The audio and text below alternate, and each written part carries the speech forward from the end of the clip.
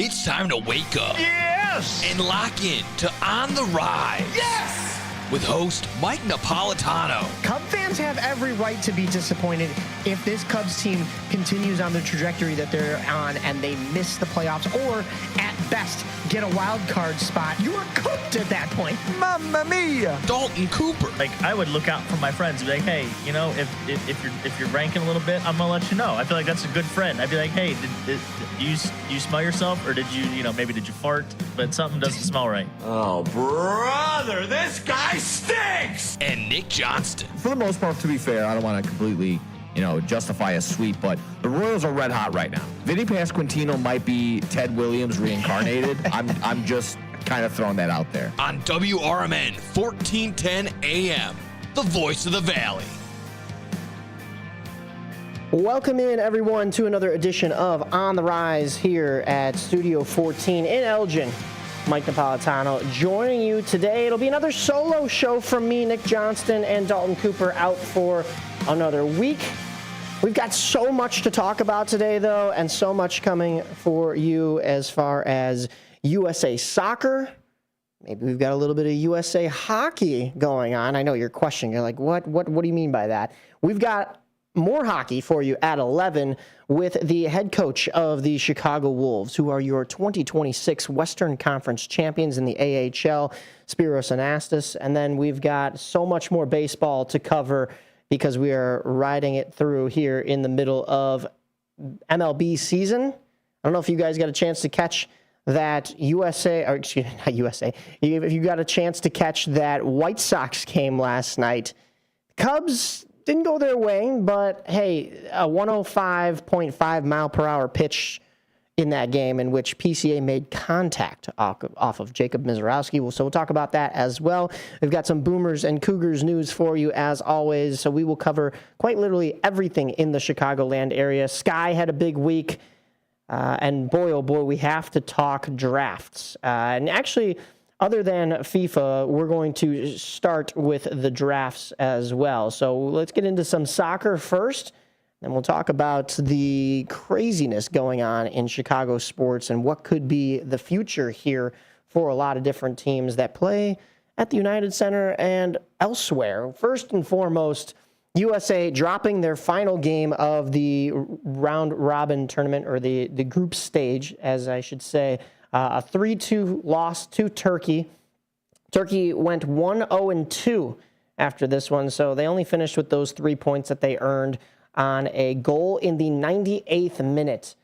It's a tough one for the U.S., but they could have phoned this one in, and they're, of course, still moving on to the round of 32. It is confirmed now that the United States will play on Wednesday nights. That is July 1st. Against Bosnia-Herzegovina, and that'll be a 7 p.m. kickoff on Fox.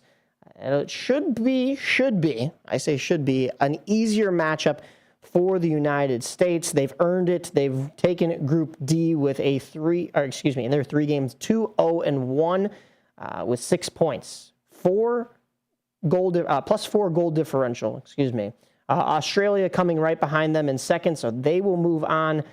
4 points for them. They went 1-1-1. Of course, their loss coming at the hands of this United States team in that 2-0 victory for the Americans. But it was Thursday night of this week in which the U.S. fell to Turkey. The other big thing in this one, Sebastian Berhalter, in the 49th minute, gets his first FIFA World Cup goal.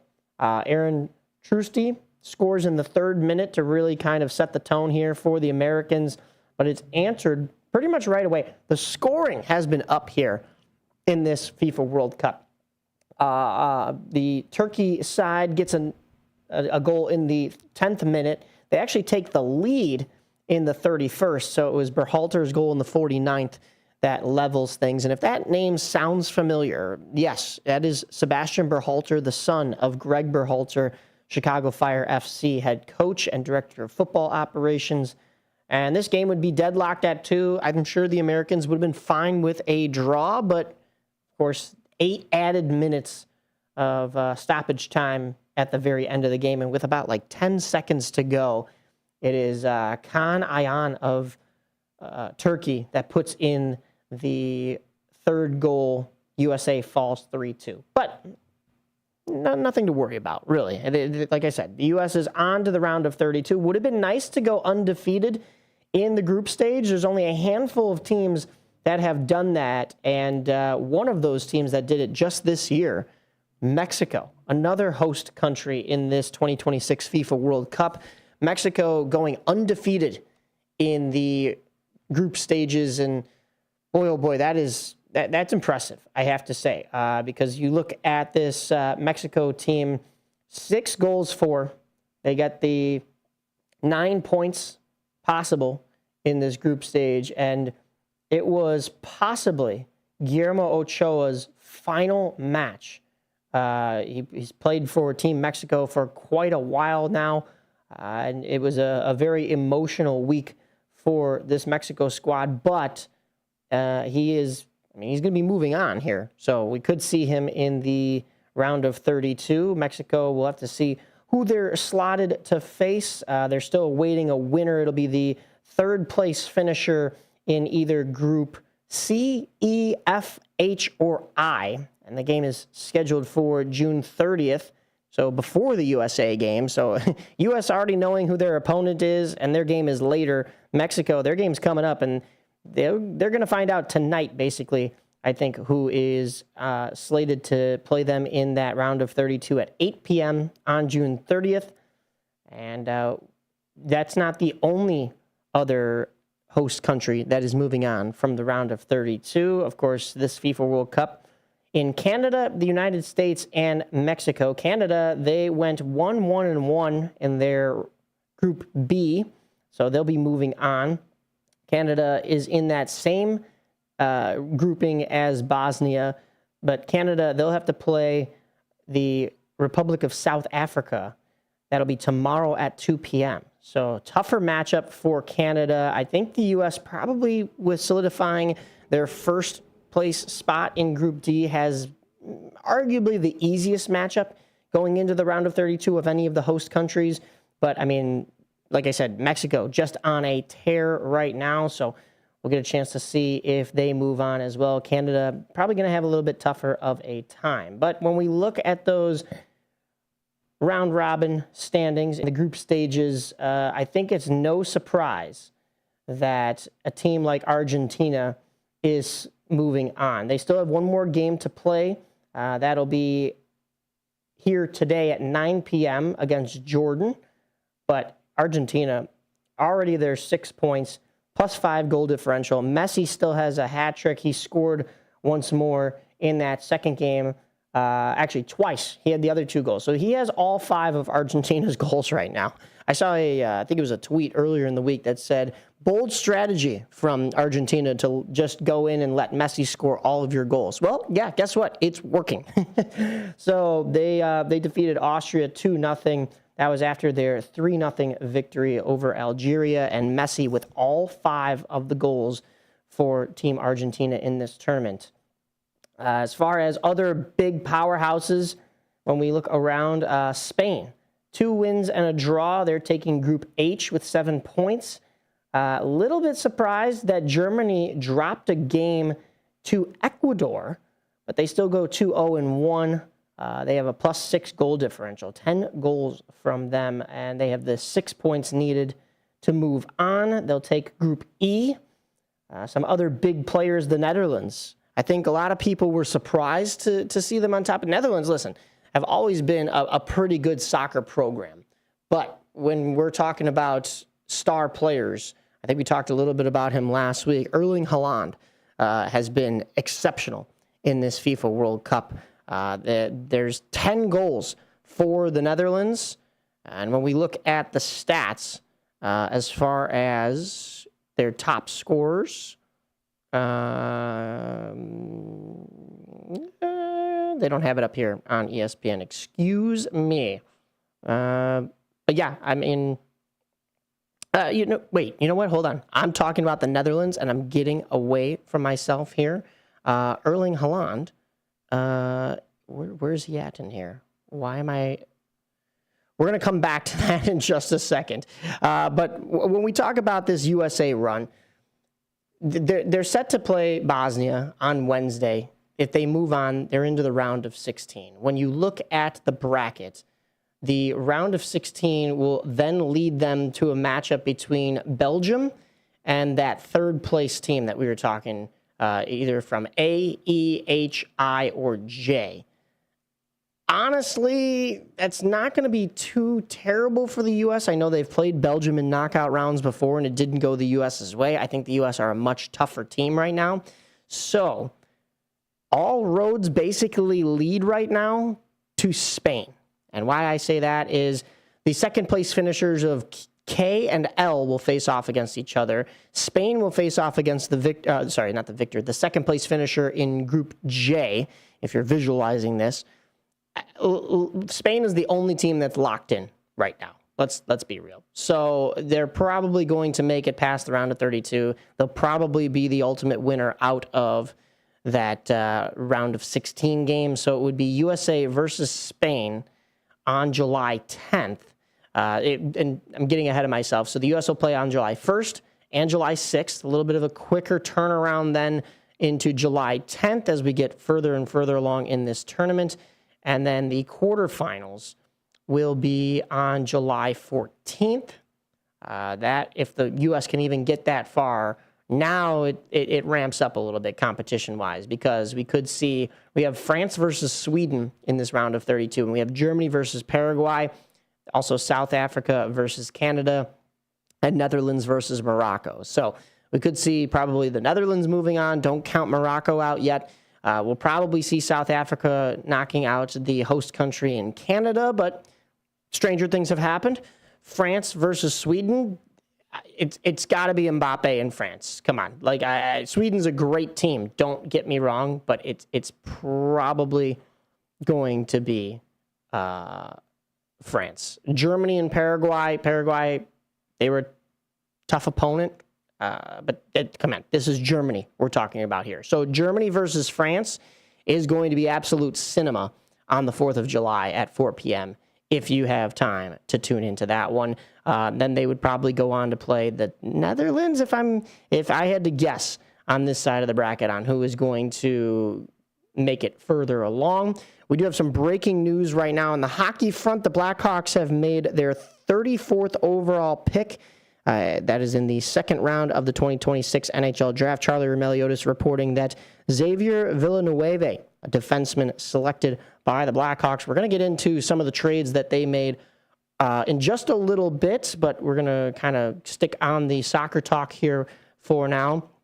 On this other side of the bracket, it's scary. Let's just say you've got Argentina probably going to dismantle Cape Verde pretty quickly. Australia versus Egypt should be an interesting matchup. Switzerland moving on.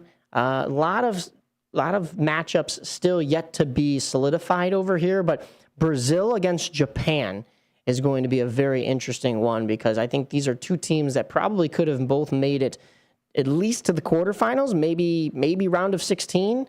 But instead, one of them are going to be out in round of 32. But yeah, can the USA get to a point where they're in the quarterfinals against Germany? That's probably who it's going to, unless it's no, you know what? It's come on. I'm already counting chickens here. When Mbappe is still in this tournament, it would probably be France and the United States if the U.S. can make it to those quarterfinals. Where would they be at? Yeah, in the quarterfinals on July 14th. Then you're talking about moving on to those semifinals. We're looking at that other side that I just recapped on that part of the bracket. But then it's all the marbles in the third place match and final. That would be on July 19th is the FIFA World Cup final. It's actually when the Fire come back and start playing games again. So that's going to be interesting that the season for the MLS is picking back up while we're still trying to conclude this tournament. But you can't take too long of a break. You got to get your season in still. Otherwise, we'll be playing games into December. And I know a lot of these colder climates don't want that. There were rumors for a little while that the United States soccer, especially the MLS, maybe even the NWSL, was going to move towards more of the European schedule. I don't know how that would fare for a lot of northern teams that don't have domes like the Chicago Fire. We'll see. It doesn't look like they're planning on building a dome when they make McDonald's Park. But I can only imagine how places like Vancouver and Toronto are going to be in the winter months. I can't imagine there's much soccer being watched or being played if there's 3 feet of snow on the ground. So, snow usually comes with ice. Let's jump into some hockey talk. We've got more coming up for you, so I'm not going to talk AHL. We'll be doing that with Wolves head coach Spiros Anastas at 11. But the Blackhawks have ruffled some feathers, riled some people up this week, and that's because the Blackhawks elected to trade the 4th overall draft pick along with the 45th overall draft pick and Louis Crevier to the Buffalo Sabres in exchange for Bowen Byram and Jordan Greenway. Now, initial reactions of this trade, off the wall. People were pulling their hair out, losing their minds. Oh, this is so horrible. Fire Kyle Davidson. This is the worst I've ever seen. Slow down. Take a deep breath. It's going to be fine. And you know why? Is because, yes, did the Blackhawks give up maybe a little bit more than they probably should have in this deal?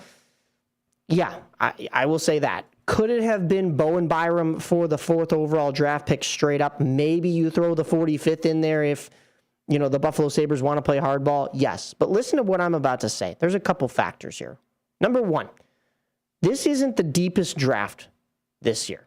When we look at the draft tracker and we look at who went in that first round, it was, of course, Gavin McKenna going to the Toronto Maple Leafs. I think that was a slam dunk. There was some question on if Ivar Stenberg would go first, but the Maple Leafs announced earlier in the week before this Blackhawks trade that they were taking Gavin McKenna. So if you're the Blackhawks, you basically know Gavin McKenna's not dropping to you. The Sharks, 2nd overall pick, they take Ivar Stenberg. They had gold medalist, pardon me, I'm drawing a blank on her name. Layla. Why am I drawing a blank? Layla Edwards, excuse me. That was before I even looked it up. There we go. I was like, last name E. Layla Edwards, who, if you remember, in that gold medal game against Canada, shot that puck from the point. It went off of Hillary Knight's stick and went into the net to even things up and send that game into overtime. Layla Edwards had a picture with Hillary Knight when she was a child at Hillary Knight's camp, and now she's playing on the ice with her hero, basically. And then to be able to announce the draft pick for San Jose, it was, in fact, Ivar Stenberg, left winger. So 2 left wingers going back-to-back in the first 2 spots of this draft. Then you get to that 3rd place spot. Everybody was predicting that the Vancouver Canucks were going to take Caleb Malhotra, a center.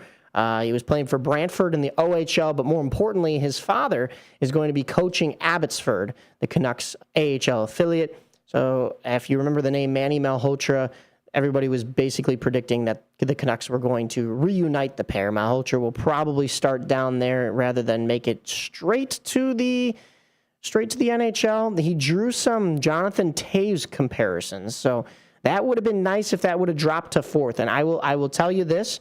If the Blackhawks would have traded that 4th overall pick and Malhotra was available, then I would have said, that sucks. Because you know what? As much as this Blackhawks team was looking at defense, I think you still could use another top-end center. Breaking news, the Blackhawks traded up to the 35th overall pick in the 2nd round. So they had the 34th. They trade to that 35th pick. Let me double check what that trade entailed. But Charlie Romelio is keeping us posted. Friend of the show. We've had him on here a couple of times, keeping us locked in for this draft. So they trade up to the 35th overall pick in this 2nd round of the 2026 NHL draft, and they select forward Ryan Roberek. Roberek? Not familiar with him. But the Blackhawks making moves here in the 2nd round. Interesting. I mean, this is, like I said, not a very deep draft. So going back to trading that 4th overall pick, Malhotra wasn't there at 4. Buffalo took Daxton Rudolph, a defenseman from Prince Albert of the WHL. He was not really on a whole lot of the draft boards. New York took Albert Smits then, and then Carson Carls, went to the Calgary Flames. He was another defenseman, left-handed shot, 198. But, if you're going to get a left-handed defensive shot and you're the Blackhawks, you got it in Bowen Byram if we go back to this trade. So I don't hate the trade.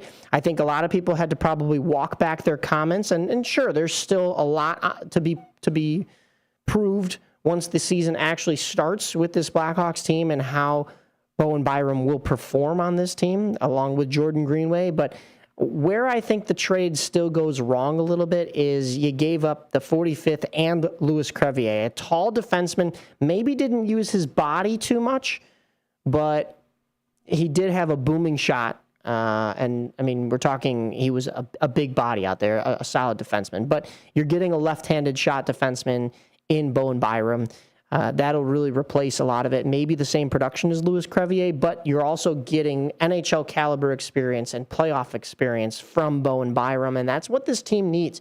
You can't just keep going into these drafts as the Blackhawks, picking within the top 10, and then going, okay, yeah, that talent will be up here and be developed in 2 to 3 years. No. You got to kind of be here now, right? You got to kind of have this... not urgency, like you don't want to rush success, but if you keep telling the fans, oh yeah, we drafted this guy and we hope that he pans out, it's a lotto ticket is what it is. You're banking the fact that this guy is going to develop into what he's expected to be, and you're banking on the fact that his development is going to be there in 2 to 3 years when this team is competing. Well, guess what? We're in 2026. This team's got to start competing within the next year or two. You heard the exit interviews from guys like Alex Vlasic and Frank Nazar and Connor Bedard. They said, we want to win now. The expectation next year is playoffs. And so you're going to get Bowen Byram, who already is here. He's already an NHL, I wouldn't say veteran, but he's had his experience here. He's a mainstay. And he's exactly basically, I think, what you were looking for. You're not looking for the old NHL veterans like the Patrick Maroons and the Nick Folignos and the Alec Martinez's anymore to lead the locker room. You're looking for a guy to lead on the ice. And I think with Bowen Byram slotting in and becoming the Blackhawks' first overall, or first number one defenseman, I should rephrase that, I think this is a really good trade. Now, when you look into going to the rest of this trade, like I said, Jordan Greenway, yeah, he's maybe going to slot in on that third line. Is he going to maybe play with Connor Bedard, like the new Bertuzzi? I don't know, but to give up the 45th and Louis Crevier for him, maybe it's still a little bit of a big ticket. So I see where fans are upset. But without Caleb Malhotra on the board and a couple other of these defensemen not really being all that, like I said, it was a little bit of a weaker draft. A lot of defensemen, but weaker draft. I'd rather have the solid, steady defenseman that you're going to get in Bowen Byram. Because remember, what were the Blackhawks supposed to do with this 4th overall pick? They were supposed to get somebody to play with Connor Bedard. So you weren't even looking at a defenseman here at number 4. You were probably looking at Caleb Malhotra, and he was gone anyways. And another Caleb being drafted in Chicago. I've got some funny news on what the Blackhawks could have done when we return. AM 1410's On the Rise. Mike Napolitano from Studio 14. Progressive presents the Sports Flash on News Talk Radio 1410 WRMN. 4-3 win for the Cubs on the road against the Mets in 10 innings on Thursday. Pete Crow Armstrong hit an RBI double in the 10th, helping the Cubs sweep the 4-game series. 6 straight losses for New York. They fall a season-high 13 games under 500. Michael Conforto, Alex Bregman, and Ian Happ had RBI hits in the 6th for Chicago. Right-hander Colin Ray is set to start the series opener tonight at Milwaukee against right-hander Jacob Mizorowski. Ray 5-5, Mizorowski 8-3 with a 1.45 ERA. Milwaukee, the leader atop the NL Central. They have wins in 4 straight and have a 6.5 game advantage over the Cubs. The White Sox and Guardians are tied for the top spot in the American League Central. The Sox took 2 of 3 in a series against the Guardians. After resting up Thursday, righty David Sandlin starts tonight at home against the Royals. Save big when you bundle auto and home, renters, or condo with Progressive. I'm Chuck Sanders on News Talk Radio 1410 WRMN.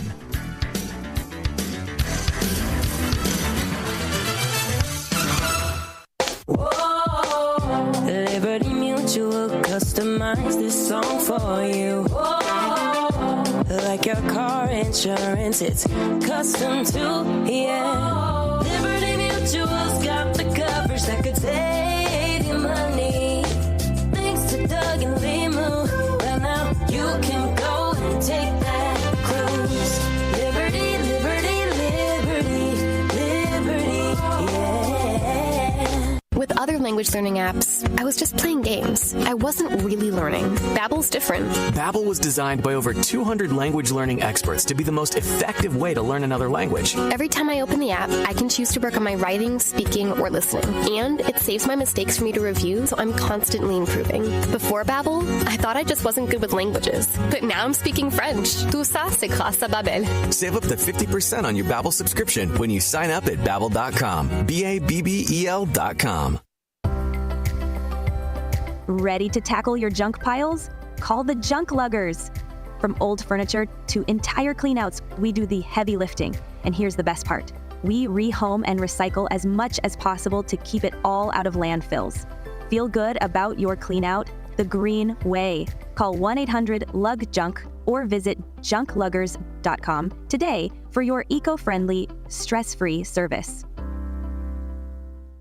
Before the weather gets too cold, it's time to finish up those outdoor jobs. That's why ComEd wants you to know that electricity can jump from a power line to you and to the tools you're using. So maintain a safe distance from any power lines. You can also call ComEd at 1-800-EDISON-1 to have those power lines de-energized the next time you do any work around them. Stay smart, stay safe, stay back. ComEd, powering lives.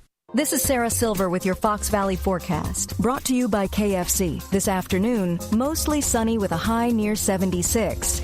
Tonight, partly cloudy with a low around 62. Looking ahead to Sunday, mostly sunny with a high near 85. Sunday night will bring partly cloudy skies with a low around 75. Currently, it's 71 and partly cloudy. I'm Sarah Silver on the Talk of the Town, WRMN. Working as a dedicated Fidelity advisor, I always ask, what's important to you? I'll look at those priorities and goals alongside your full financial picture to build a comprehensive plan designed to help grow and protect your wealth. With proactive portfolio insights and an eye on taxes, I'm here to help you make the most of your money. I'm Laura Maxwell, and I'm a dedicated Fidelity advisor. Learn more at fidelity.com/wealth. Investment minimums apply. Fidelity Brokerage Services, LLC, member NYSE, SIPC.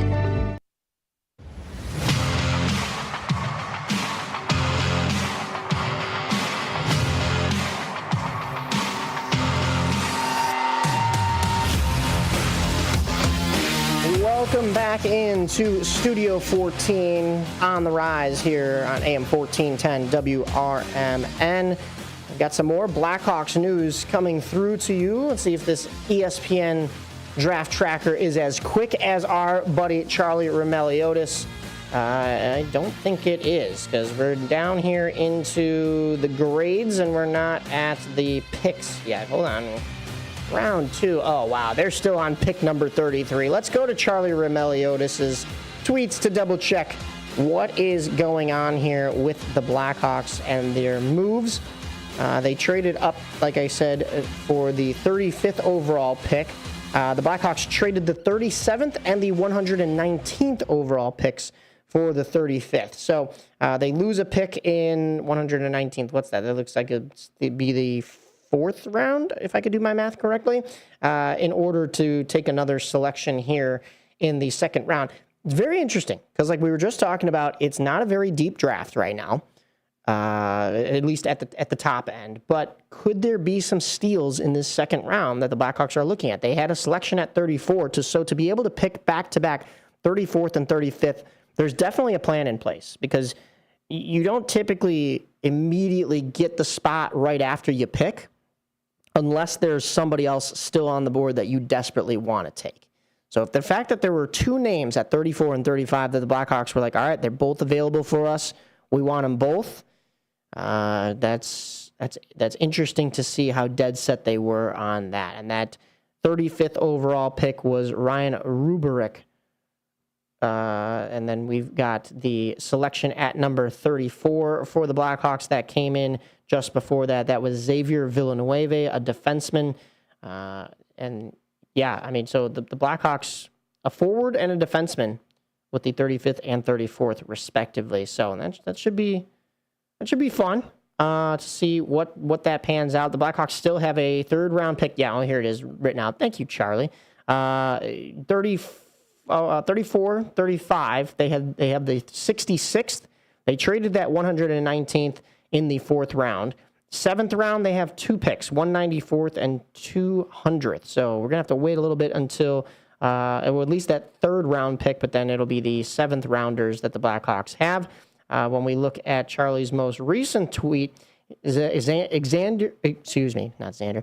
Xavier Villanueva calls himself, quote, a super dynamic defenseman and, quote, loves to make a difference. So, like what I'm hearing there, but we're probably going to see him maybe either go back to wherever he was playing before that. Maybe I'm not sure if that was the OHL or the WHL, or possibly even head to Rockford at this point. So, could be a little bit until we actually see him up with this Blackhawks team. Now, we got to go into some other drafts because it was a big draft for the Bulls. The Bulls, they did something funny. They drafted a Caleb.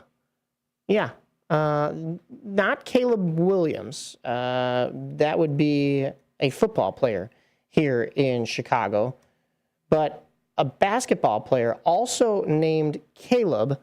The Bulls, listen, Caleb Wilson, so another W last name. It's going to be confusion for the Chicagoans, at least the sports fans, to keep that one straight, I think. We already know Caleb Williams, right? And we know what he has done in the playoffs for the Chicago Bears team, but a lot of Freudian slips are going to be coming, not only from broadcasters and talk show hosts like myself, but also, I think, from Chicagoans in general. Caleb Wilson selected at number 4 overall. So the Bulls having the number 4 overall pick, just like the Blackhawks. They also took a wing in Dalen Swain at number 15 overall in this 2026 NBA draft. So the Bulls starting to step in the right direction, basically, I will say. Not sure if this is going to immediately turn this Bulls team around, but if you think about it, if the Blackhawks would have kept that number 4 overall pick and Caleb Malhotra would have fallen to 4th place or 4th overall, you've got Caleb Williams, Caleb Wilson, and Caleb Malhotra all playing in Chicago. Funniest thing ever, huh? But the Blackhawks had to go and screw it up. No, like I just covered, I don't think they screwed that up too badly. But Caleb Wilson going to the Bulls at number 4. What do we need to know about Caleb Wilson? Well, he is a forward, so that's going to help this Bulls team quite a bit. He was highly touted going into this draft. He was a North Carolina star. He's 6'10". He's expressed bold ambitions, including the desire to win Rookie of the Year and eventually surpass Michael Jordan's legacy. Listen, pal, I understand you're getting drafted to Chicago. And what he said specifically, if I could pull up the quote here real quick, give me 1 second, was something a little bit different than that. But he was basically saying, you've already drafted one superstar here in Chicago. I'm going to work hard and going to do what it takes. The exact quote, I expect to have Rookie of the Year, honestly. I'm going to work hard. I'm going to do what it takes. I feel like the team is really good for me and how I envision to play. So he likes the style. He went on to then say, quote, that the Bulls have one of the GOATs in y'all history, so it's time for another one. Somebody get this kid's PR team on the phone. Because listen, that is a big bite to break off here. To put yourself in the same conversation as Michael Jordan. Listen, I respect it. You gotta bet on yourself, right? You gotta have that confidence. But I think you need to understand and rephrase that a little differently. Say, something more along the lines of, I'm so excited to be a Chicago Bull. You've had the GOAT here, a legend. I want to hopefully be a legend that plays for this franchise as well. But like, that separates you a little bit more from just talking about legends like Michael Jordan and putting you in the pool of other legends that have played here in Chicago, like Scottie Pippen, like pretty much anybody from those 90s Bulls teams, but also even the Derrick Rose era, right? I mean, just putting yourself in that conversation with Michael Jordan, but he doubled down on it. He said, quote, me saying I want to do something and me putting the actions behind it and becoming a great player, all things that I feel like I'm capable of. Striving for something is something that we all do. Striving to be the greatest ever is a bold thing to say, but that's what I'm striving for. I'm not striving to be an average or mediocre player. And if I reach that goal, I do. If I don't, then at least I know I tried. End quote. Listen, you gotta clap it up for the kid, right? Like that's gutsy right there to go out and, I mean, anybody can go and get drafted into the NBA. Not anybody can go and get drafted into the NBA. Hear me out here. Anybody can get drafted into the NBA and say, you know, Michael Jordan is the GOAT, or even if they think LeBron is the GOAT, or whoever they look up to as a style of player, right? It's another thing to go up there and say, I'm going to be the next so-and-so. I'm going to be in that same conversation. I'm going to be, you know, you could say you look up and admire some of these greats that now you're going to be playing in the same league as them, right? But to actually put your money where your mouth is, go out and do it, go out and strive for that, you just got to tip the cap to this kid. That's incredible. That's interesting. So 2 big drafts here for Chicago. I think one, I guess, is more of a trade for the Blackhawks, but this second round is underway today, and we're getting those live updates from Charlie Roumeliotis. So we'll keep you posted on Blackhawks news when and where we can. I want you to jump into the conversation. We got another 15 minutes here before we are joined by Wolves head coach Spiros Anastas. So we're going to maybe take some phone calls, take some comments on YouTube, anything that you want to talk about, whether that is the Bulls draft picks, whether that is the Blackhawks decisions to make the trade and whatnot. I mean, let's go for it. Let's have a little morning conversation here. We'll have another half an hour at the very end of the show, but we'll be talking a little bit more baseball at that point. We've got some baseball news for you right now. How about that White Sox game last night? And if you've seen the White Sox put up 20 or more runs in a game, that means you were alive in 1970. The White Sox have not done that in 56 years. The White Sox put up a 22 spot against the Kansas City Royals last night. WRMN, we were in attendance for that game. And boy, oh boy, a 10-run third inning for this White Sox. That inning lasted just over 25 minutes. The Miguel Vargas 3-run shot got things started. You had Sam Antonacci on base for that, and they came back up to bat in that same inning. The White Sox bat around, and they did it with 2 outs later on in that inning. It was, I want to say 7 of those runs, because of that 3-run shot from Miggy put the White Sox on the board, opened up the scoring in this game, but then 7 more runs coming for the White Sox after 2 outs in that inning. So they just kept rolling, and a 10-run inning was enough to win the game, more than enough. The Royals only put up 1 run, but the White Sox, they continued. They were not going to just lay down and be done. You kind of hope that those runs could get spread out amongst a number of games, right? Let's hope that the White Sox bats come to play today and tomorrow and hopefully take a sweep against a cellar dweller in the Kansas City Royals after a tough series with the Cleveland Guardians. And when I say tough series, it was tough, but the White Sox coming away with the win in that series as well. The White Sox have done something that I believe they've never done in their history. They've won, I believe it's 9 straight home. It might be 10 at this point. Let me do my math real quick. 9 straight home series. We're on to the 10th here with the Kansas City Royals, and hopefully a 3-10 game today and a 1-10 game tomorrow. The White Sox can at least get one more win, and then it would be 10 straight home series wins. Let's hope it's a sweep as well and get into a 3-game winning streak. They dropped the final game against Cleveland on Wednesday at home, but that was a finale in 10 innings. The White Sox were down 3-1 with 2 outs. So they were down to the final out in the bottom of the 9th. They hit 2 solo home runs to keep that game alive and at least take it into the extras. That storm was coming with the tornado warnings and everything, so it was a little interesting that the White Sox wanted to extend that game, but they were not going to go down without a fight. Braden Montgomery, a 411-foot home run, followed by, back-to-back, a Randall Grichuk home run to center, 416 feet. So they eliminate that 2-run deficit. They go to the 10th, though, and it's that phantom runner, the MLB-appointed runner at second base that gets scored by the Cleveland Guardians, and they take this one 4-3. But the White Sox, they cleaned up against Cleveland in Monday and Tuesday's games. So the White Sox getting that series, like I mentioned, a 6-5 victory on Monday and a 2-1 victory on Tuesday.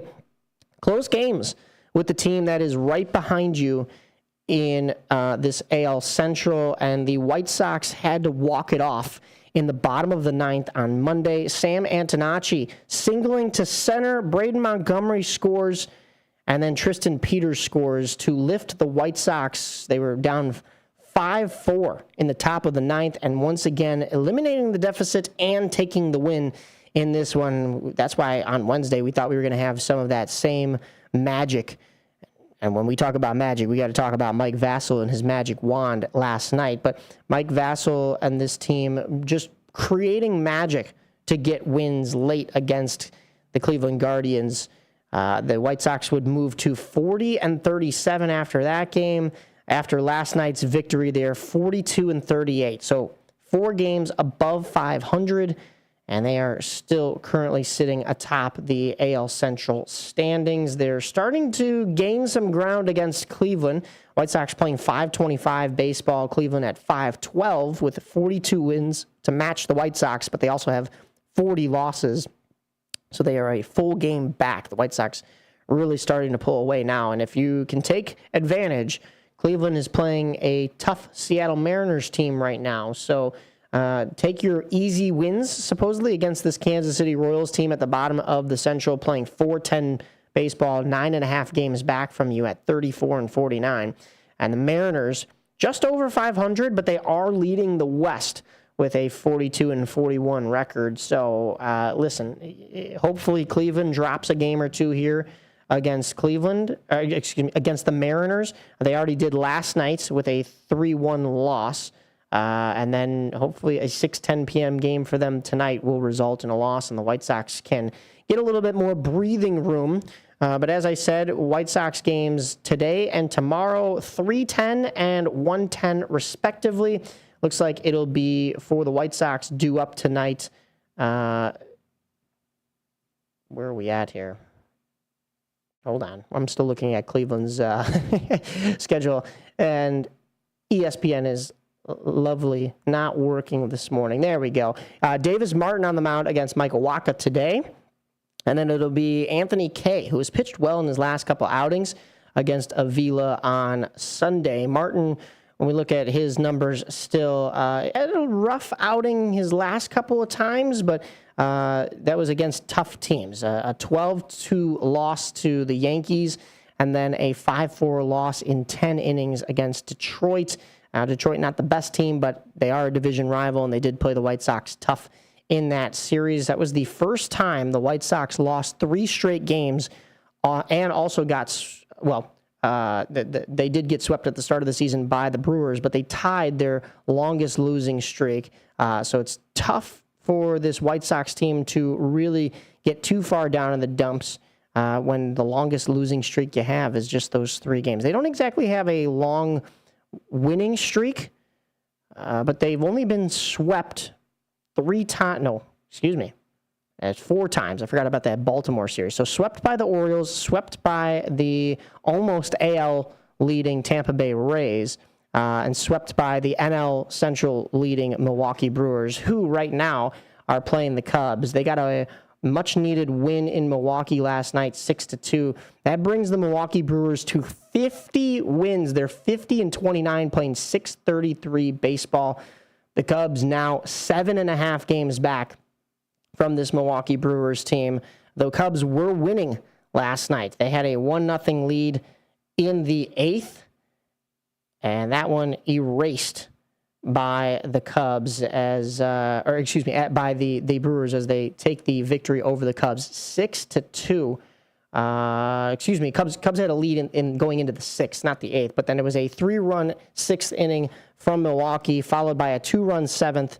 Cubs respond with 1 run in the 8th to cut that deficit to just 3, but then Milwaukee tacks on in the bottom of the 8th, and that's all they needed for a 6-2 victory. The stat line, or should I say the headline from this game, though, Jacob Misiorowski, a 105.5 mile per hour pitch from Jacob Misiorowski that Pete Crow Armstrong actually made contact with. So, I mean, that's impressive by both men. It was a 105.5 mile per hour pitch. It was his 3rd pitch of the game, too. I mean, he was rearing to go right away. Pete Crow Armstrong fouled this ball off on the third base side. But Misiorowski also matched his 105.5 mile per hour pitch with Ben Joyce of the Los Angeles Angels. And there was also a 105.8 mile per hour pitch by Aroldis Chapman when he was pitching for the Cincinnati Reds back in 2010.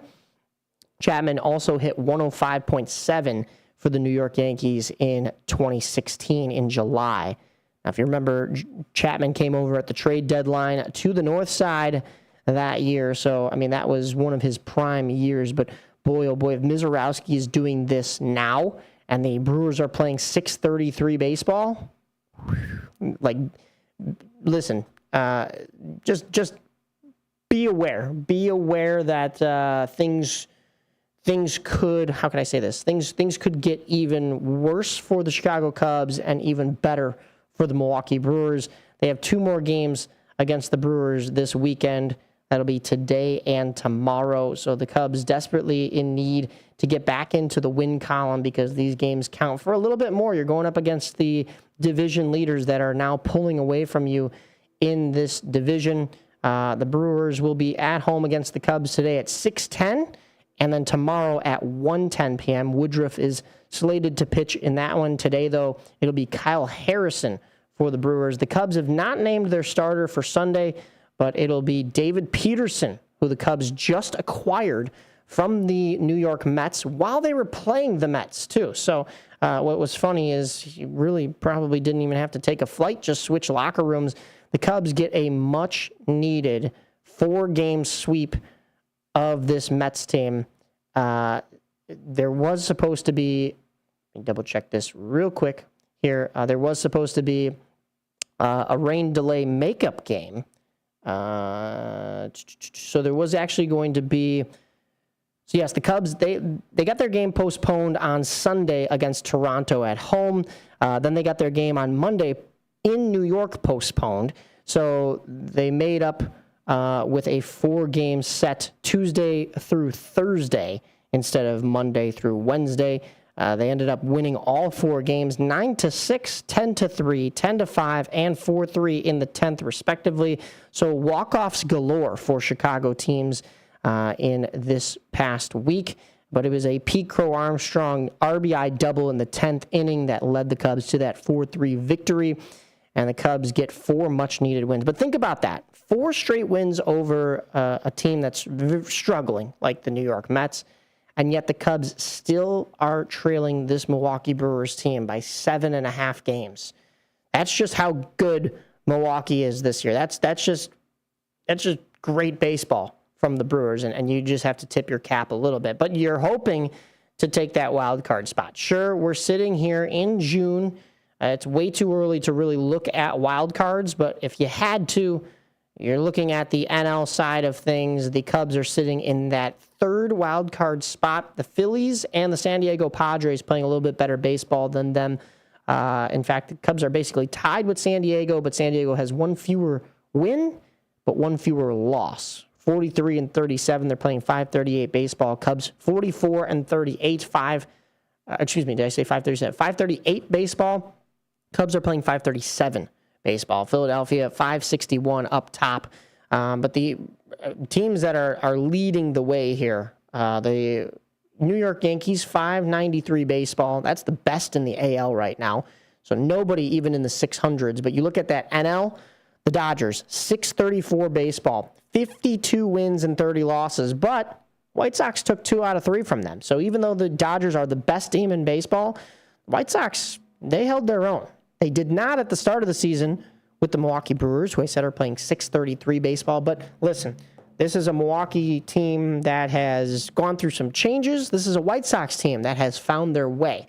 I think if they played right now, it would no longer be a sweep for Milwaukee. It would be a much closer series with this White Sox squad. Now, somebody brought it up to me the other day. They said, what if? We're getting ahead of ourselves. We're getting over our skis here. What if the World Series this year is White Sox and Brewers? I know, it's a long shot. That's a crazy take.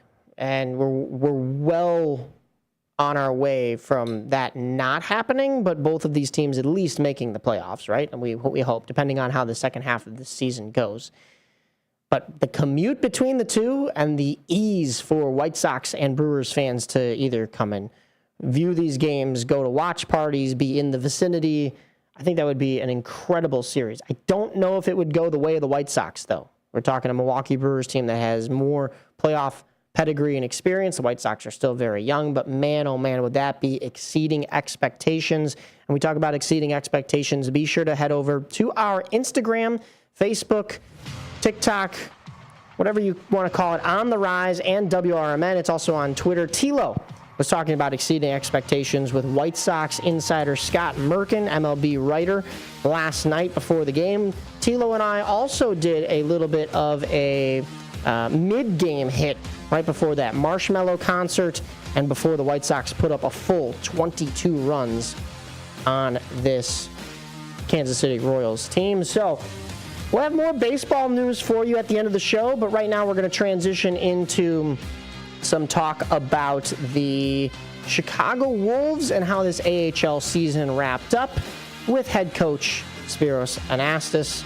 Stay tuned right here on the YouTube, on the radio station, on the app, whatever you use to listen along and watch along, and we will be right back with some hockey talk here on The Rise, AM 1410 WRMN. Building a house is hard, but have you tried removing one? Flood Brothers takes the mess out of demolition. With fast roll-off dumpster delivery, reliable debris pickup, and a family-owned team that takes service personally. Call 630-261-0400 or visit floodbrothersdisposal.com. Flood Brothers Disposal, proud sponsor of America's First Responders Fest. Get in the game with WRMN AM 1410 and Fox Sports Radio. WRMN brings you the biggest voices, hottest takes, and non-stop sports talks from Fox Sports Radio. 7 days a week. From the latest headlines to in-depth analysis on teams you love. It's all right here on AM 1410. So whether you're driving, working, or just can't get enough sports, turn it on and stay in the game. Fox Sports Radio on WRMN AM 1410. Your hometown radio station since 1949. We are WRMN AM 1410. Elgin time, 11 o'clock. Progressive presents the Sports Flash on News Talk Radio 1410 WRMN. The White Sox and Guardians are tied for the top spot in the American League Central. The Sox took 2 of 3 in a series against the Guardians. After resting up Thursday, righty David Sandlin starts tonight at home against the Royals. 4-3 win for the Cubs on the road against the Mets in 10 innings on Thursday. Pete Crow Armstrong hit an RBI double in the 10th, helping the Cubs sweep the 4-game series. 6 straight losses for New York. They fall a season high 13 games under 500. Michael Conforto, Alex Bregman, and Ian Happ had RBI RBI hits in the 6th for Chicago. Right-hander Colin Ray is set to start the series opener tonight at Milwaukee against right-hander Jacob Mizorowski. Ray 5-5, Mizorowski 8-3 with a 1.45 ERA. Milwaukee, the leader atop the NL Central. They have wins in 4 straight and have a 6.5 game advantage over the Cubs. Save big when you bundle auto and home, renters, or condo with Progressive. I'm Chuck Sanders on News Talk Radio 1410 WRMN.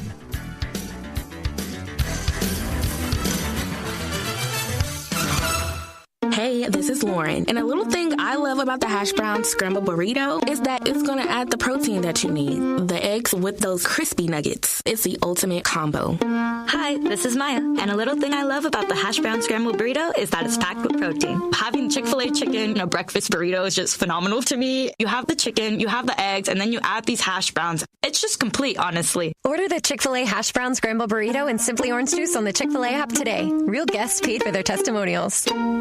Wesley Financial Group is not a law firm, and Chuck McDowell definitely not an attorney. This is Chuck. If someone talked you into buying something really silly and you want to get out of that silly little thing, my advice, get the facts. Call me and I'll send you our timeshare exit kit absolutely free. Inside, you'll learn how timeshare works and all your options for cancellation. Call Wesley now for your free exit information kit. 800-909-9696. 800-909-9696.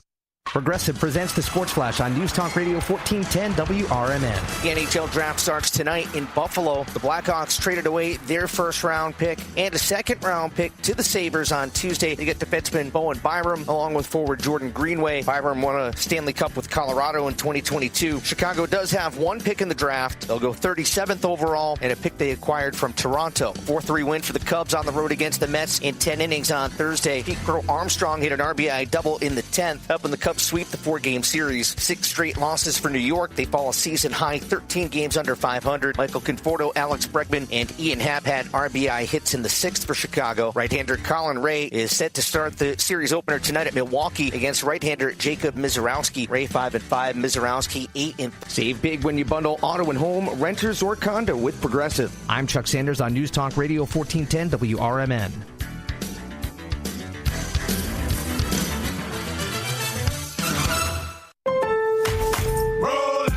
Save more on what you need to get the job done right now at Lowe's. Get 15% off select custom entry and interior doors. Plus, save $80 on the DeWalt 20-volt Max 2-tool combo kit, now just $169. And at the Lowe's Pro Desk, bring us your materials list and get a quote in minutes. Handwritten, a photo, or even a sticky note is all you need. Keep your jobs moving faster and on budget at Lowe's. Valid through 7/8 while supplies last. Selection varies by location. With Progressive's Name Your Price tool, you can choose the best coverage option for you. Because you know you.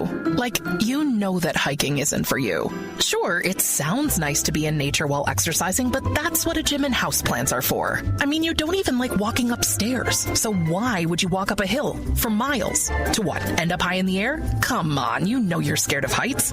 Only you know you. So get coverage options within your budget with Progressive's Name Your Price tool. This is Sarah Silver with your Fox Valley forecast, brought to you by KFC. This afternoon, mostly sunny with a high near 76. Tonight, partly cloudy with a low around 62. Looking ahead to Sunday, mostly sunny with a high near 85. Sunday night will bring partly cloudy skies with a low around 75. Currently, it's 71 and partly cloudy. I'm Sarah Silver on the Talk of the Town, WRMN. Working as a dedicated Fidelity advisor, I always ask, what's important to you? I'll look at those priorities and goals alongside your full financial picture to build a comprehensive plan designed to help grow and protect your wealth.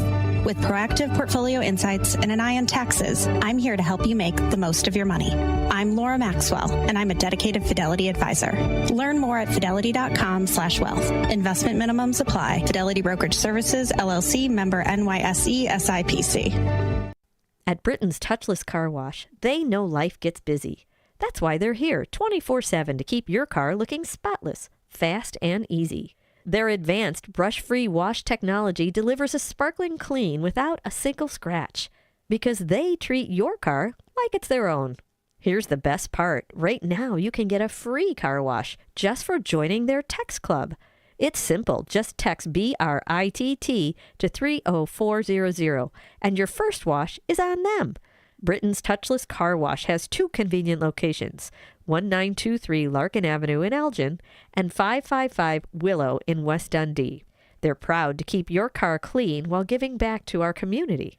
Text BRITT to 30400. That's BRITT to 30400. Now for your free car wash, and see why Britain's Touchless Car Wash is the fast, gentle, and reliable choice.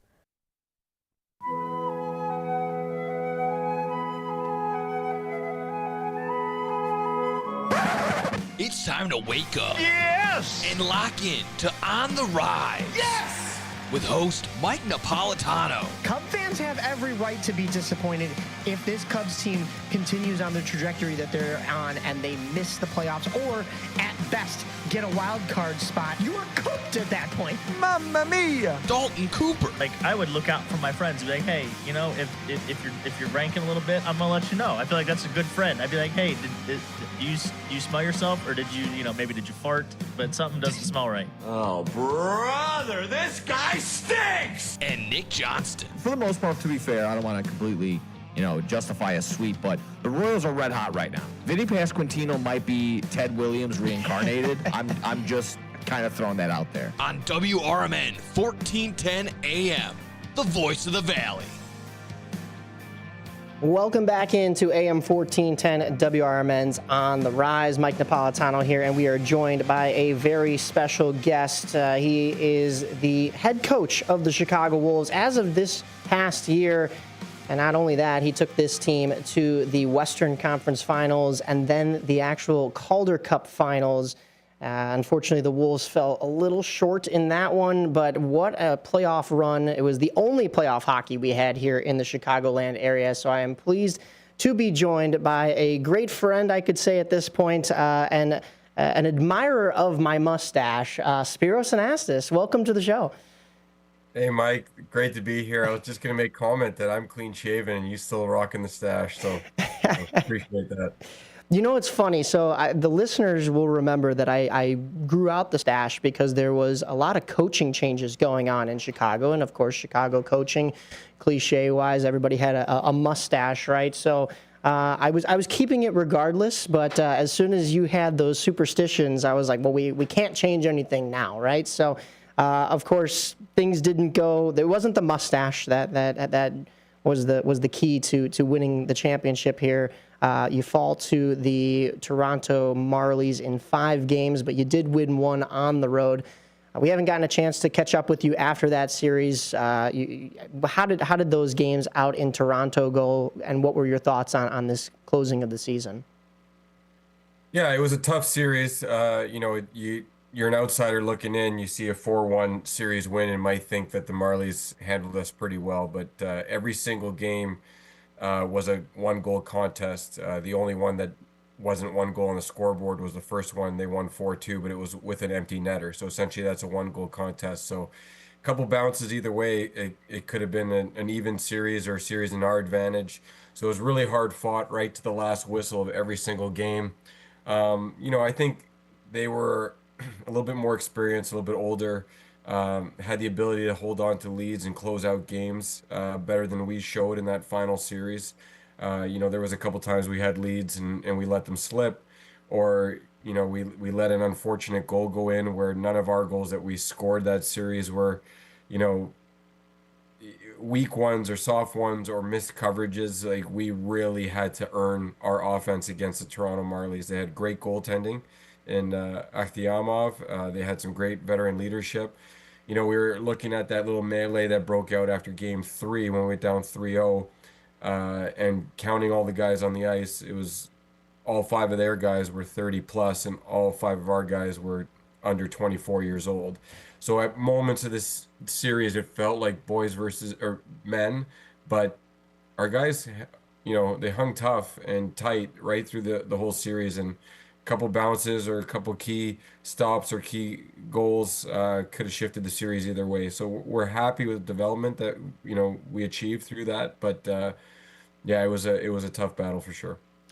And that's something you really didn't face. Maybe you can consider it a little bit with the Grand Rapids Griffins, but the other teams that you played in the playoffs when it came to Texas and when it came to Colorado, their NHL clubs were also in the playoffs. So there weren't a whole lot of players being sent down from the NHL club that were still eligible to play in the AHL like it was with Toronto, with the Maple Leafs missing the playoffs. So you had a couple of guys that were up with the big pro club. Not to say that this Wolves team didn't have that as well, but there was a little bit of that's one of the things you face in the AHL, right? Especially when it comes to crunch time, when it comes to playoff time. But you talked about that experience. We had the chance to meet Artur Akhtayamov at the AHL All-Star game, but you had some AHLers yourself. But going into your goaltending, it was a little bit tough towards the end there, some injuries, but also an unprecedented situation where the Carolina Hurricanes are also still playing postseason hockey, going all the way and winning the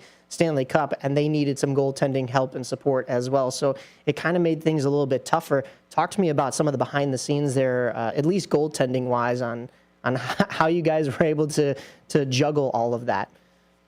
Yeah, how we started game one of the Calder Cup final was not the most ideal of situations. We're already down our, quote unquote starting goaltender.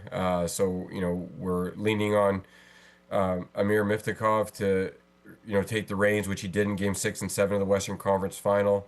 So we're happy for him to get that opportunity to kick off the Calder Cup final series on the right foot. And then, he gets called up the night before, has to travel all the way to Raleigh just to be available because Freddie Anderson wasn't. And they're trying to win a cup, so, they can't leave any stone unturned, so they have to have 3 goaltenders. But, what that results in is him flying the next day, having to wake up early, show up, miss morning skate, miss our meetings, show up on game day. And he played well enough for us to get, an opportunity to win the game, but it's not ideal. And then, then you bring back a goaltender coming from injury, and his first game might not be the best, a little bit rusty. So it just kind of felt like things compounded on each other there. We're not, in the business of making excuses, but, when we lost those opportunities to get, the first punch in or, the first win under our belts, or at least come out of our first 2 home games with a split, it made it a real tall task for us to climb back. But, right to the end, we still thought it was possible. We still thought our goaltending was good enough. We thought our team was good enough. From the goal line out, we were really proud of every single guy and the effort they put in to get there. Just a couple of unfortunate scenarios that kind of transpired, but that is American League hockey, and that's what makes us better as coaches, as players, as staff. So it was such a great learning experience in that regard. You talk about Amir having to be big, and he did in those Game 6 and Game 7 in the Western Conference Finals. I thought for sure losing Game 5 at home, now you're going on the road against a tough Colorado team, that could be the end of the season right there. This Wolves team prevails. They found a way, it seemed like, all playoffs long, and then when you win Game 4 of the Calder Cup final, it almost seemed like things were going to transpire that way again, come back home and then have a chance with Games 6 and 7 of the Calder Cup finals being at home. But we talked a little bit about playing at home on the road with Jacob Slavin, who's originally a Colorado native in those Western Conference finals. But for you, a Mississauga native, what was that like, kind of getting to play in front of, kind of like, was there a family crowd or a home crowd for you up there in Ontario when you were playing the Marlies? Yeah, we had a pretty large following, not just myself. I mean, I had, over the course of 3 games, I probably had 80 people, come, and it was real special to play in front of family and friends. And, some people I haven't seen in a while. They've just been kind of following my career from afar. But with, Ryan Suzuki's family, Evan Vierling, Cal Foote, there were so many people, supporting our guys. So it was real cool to score goals and hear, audible, cheering for us. We scored that OT winner in game 4 specifically. So yeah, it was real special. Anytime you could be there, and it was made the loss a little bit easier to cope with. To have my wife and kids there immediately to be able to hug and appreciate and look forward to being home with them. And my parents, obviously, who have followed us through the entire playoff run. So made things a little easier after game 5, but always a cool opportunity to perform in front of people that you care about. after we've done a couple interviews and collaborated on some reels and such, I've noticed that you have a big following behind you, and it's mostly the Greek community. I'm a little Greek myself. I know the Italian comes out a little bit more, but talk to me a little bit about what that specific community and that support and that, I guess, heritage has helped you through in your career.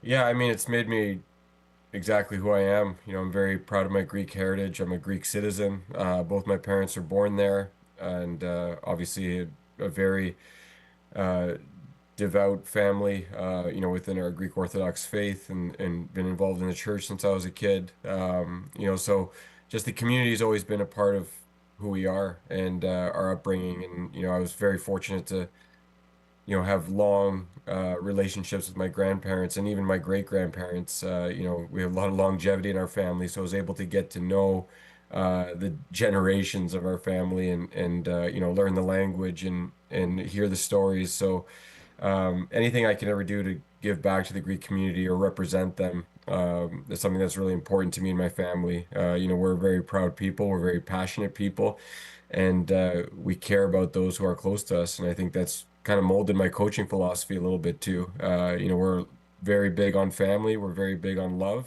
and working as hard as we can. So that's all I ever ask of my players, and that was kind of our mantra about the family that we were, going through the playoff run. So yeah, being Greek, something I'm really proud of. My name is pretty much as Greek as it gets, so it's not easy to hide from, and not that I ever would want to, but yeah, it is really special. Proud of my community.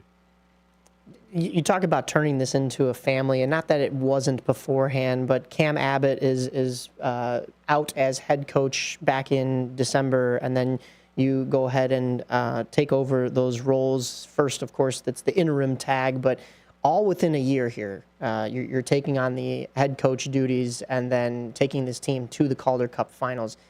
Did you kind of envision this beforehand? Were you prepped to maybe take on this role, and could you see yourself here so soon? Well, I think I was prepped to take on the role. One of the best pieces of advice that I ever got from one of my mentors, the Chicago Blackhawks head coach, Jeff Blashill. We worked together in Grand Rapids, but he always kind of told me, especially when we broke off from each other and went to get some head coaching experience, he told me to just always be over ready for the next opportunity. So I think I've always been ready, over the last number of years to be an American League head coach. I was focused in on the journey and the process and where my feet were at and being the best assistant coach I could be for the Chicago Wolves. But yeah, I definitely envisioned myself of getting there eventually. I didn't really envision it in the fashion that it happened. You never really hope for somebody to lose their job or for things to not go well in a locker room. But there were parts over the 16 months that I was an assistant coach in the Chicago Wolves where I felt that I had built a vision in my head how things should be. What our messaging should be about, what the locker room environment should be, how the coaches should present that.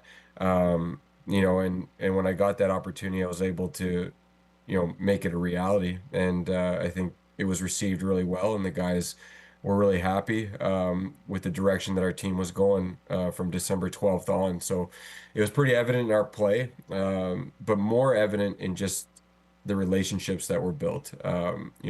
Between myself, Dan Price, and Zach Richards, we were operating a man short in the coach's room, but to see those relationships flourish between those two other coaches, myself, and the rest of our team and our support staff, it was a clear shift once we hit Christmas, and it just started to just snowball from there, and there was a real belief that cultivated from that. It's interesting you bring it up like that, because I mean, sometimes I tend to think that, like, when you're in that position and you are the head coach, and no disrespect to anybody before you, especially Cam Abbott, but like, you're maybe seeing things from a different perspective, or you're too locked in. So somebody, not necessarily from an outside perspective, you're still an assistant coach, but you're able to see things from a different angle, and you definitely brought this team to a new level. And when we talk about NHL coaches, I was going to ask you about Jeff Blashill, but first and foremost, there were some rumors that NHL coaching could be in your future? How soon could you maybe see, of course, we still want you here in Chicago with the Wolves, but how soon could you see yourself making that jump and being, like you said, prepared for whatever the next role, whatever the next step is? Yeah, you try not to get too caught up in rumors or chasing opportunities. Conversations are always great to be had, and anytime your name can be circulated through those, opportunities that come open, it's such an honor. It speaks to the work that not only I've done, but the people around me and the people that have supported me through an entire career. So, it is special, for those conversations or those rumors to even be out there. But yeah, same thing. Like, I think I'm very ready. I think I'm ready, to make the jump to the next level. But it's not something that I'm gonna, chase blindly. I think there's still a lot of value in being a head coach in the American League. I think there's still a lot of value in being involved in the organization with the Carolina Hurricanes and such a historic one with the Chicago Wolves. It's only going to make me better and continue to make me over prepared for that next opportunity. How soon it can happen? I mean, the honest question is, it could happen as soon as next week. But I don't, it's not something that, I'm pushing for or trying to get out of here desperately or anything like that. I love this job. I love our team. I love our players.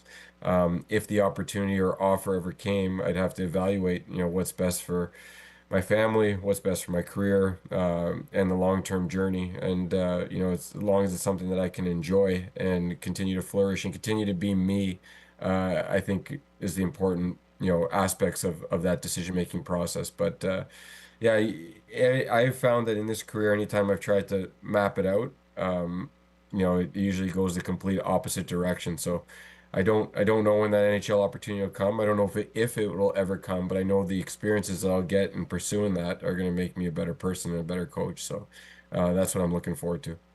I think it's more of a question of when rather than if at this point. If anybody has seen the work that you've done just within this short year, and even with the fans and the press and everybody that we've covered this Wolves team this past year, there's like you were saying, there's a special bond that was built here amongst the players, and I'm sure like you were saying, it's amongst that locker room as well. But the interesting thing, and we kind of touched upon this at the start, is that Carolina, the parent club, was in the Stanley Cup final this year. So a lot of talent at the NHL level, a lot of talent at the AHL level. What could this Wolves roster look like next year? Because, of course, the Carolina Hurricanes want to still compete and maybe fill a couple holes that might leave them after this Cup final run. But, I mean, this Wolves team, you're typically seeing, for the fans that don't understand, you're typically seeing an AHL team that has been, stripped of their talent in order to feed the parent club. And that parent club then has success, and you retool the farm system until, they have to even out again, basically, or the AHL team has success while the NHL team is getting high draft picks, right? And we see that here with the Chicago Blackhawks and the Rockford Ice Hogs. But, this is a weird situation where both sides have talent. So could this Wolves team look similar next year? I mean, there's a lot of talent here that I think would fill some great roles in the NHL. And of course, we want to keep them here in Chicago, but I think they've earned their right to have an NHL roster spot too. Yeah, again, that's the nature of the American Hockey League. It can be a hostile environment sometimes, with guys itching to get their opportunity. And when we lose guys to the NHL, that's something I want to make clear. It's something we're very happy about. That's something we celebrate in our coach's office, even if it means that we're losing our top scorer or our top goaltender. Like, that is the ultimate goal. And to be a very small part of somebody fulfilling their dreams, it's a real special feeling that I think only coaches at this level can really understand. I know it's sometimes hard for our fans or some of the stakeholders in an American Hockey League or minor league sports team in any level or any sport. But for our coaches, that's probably one of the most celebrated moments. Anytime we can graduate a guy and have been a part of that. So, yeah, I mean, there's some similarities that we could see in our roster. We're losing some key pieces. We may be adding some key pieces. the Carolina Hurricanes organization historically has not been one to have a lot of hired guns in the American League.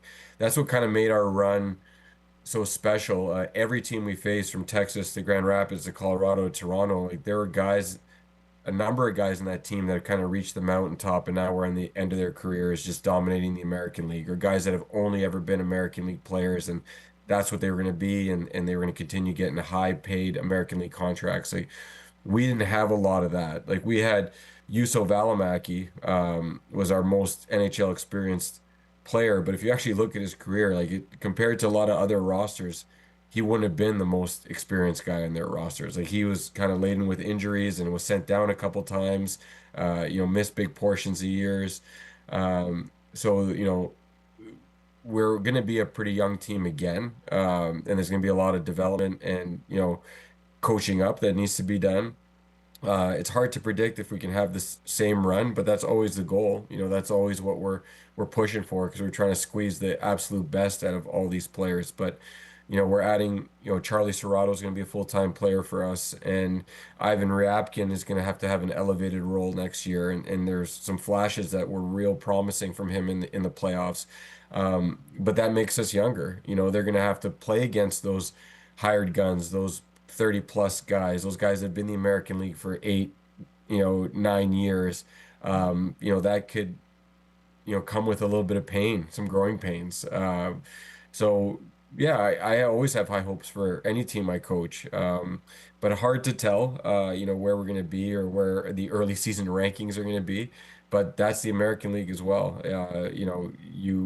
You can be top of the world one year, like the Abbotsford Canucks were in the 2005 Calder Cup championship, and then they literally finished dead last the next season in the American Hockey League. So, that's the ebbs and flows of the AHL. Now, I'm not saying that's our fate. That's not a fate that I would accept or our locker room would accept. But you have to approach every season differently. And as long as you cultivate that culture and, have a great process, you can be competitive. And all you got to do is get to the dance, as both the Chicago Wolves and the Toronto Marlies showed this year. And then special things can happen in the playoffs. So there'll be some familiar faces. There'll be some new ones. There'll be some elevated roles. But I can promise it'll be a real good brand of hockey.